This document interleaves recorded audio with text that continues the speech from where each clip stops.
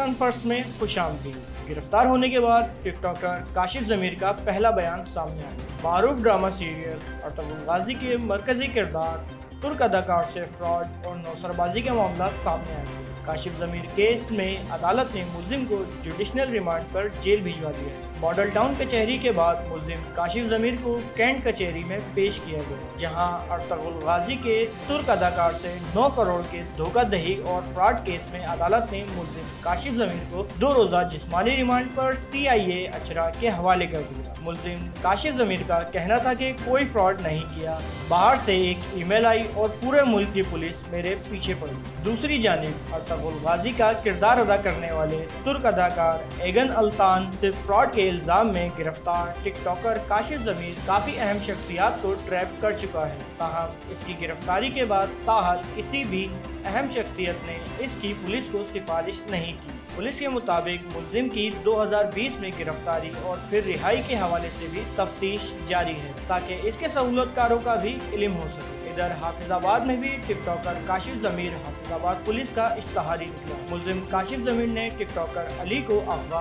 और तशद्दुद का निशाना बनाया। टिकटॉकर अली ने मुतालबा किया है कि मुल्जिम को लाहौर से हाफिजाबाद लाया जाए और सज़ा दिलवाई। अब तक के लिए इतना ही। दीगर अपडेट से आगाह रहने के लिए देखते रहें पाकिस्तान पर। सबसे पहले पाकिस्तान।